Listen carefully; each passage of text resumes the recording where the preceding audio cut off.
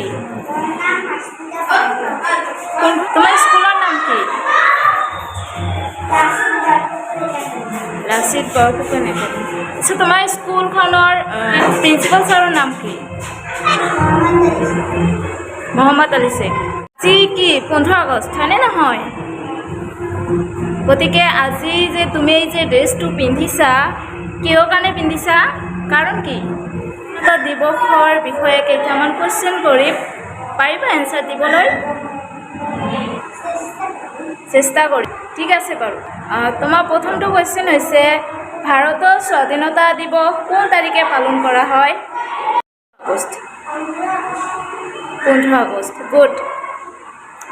2 number question হৈছে, ভাৰত কিমান চনত স্বাধীন হৈছিল? ভাৰত কিমান চনত স্বাধীন হৈছিল?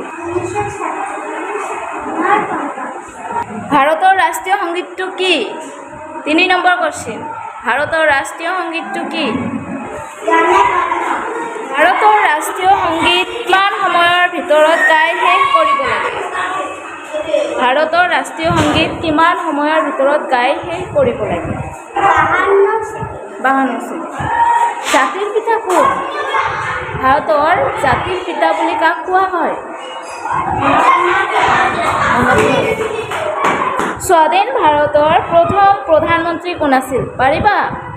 স্বাধীন ভাৰতৰ প্ৰথম প্ৰধানমন্ত্ৰী কোন আছিল? গুড। নেক্সট কুৱেশ্যন, 7 নম্বৰ, ভাৰতৰ ৰাষ্ট্ৰীয় সংগীতটো কোনে ৰচনা কৰিছিল?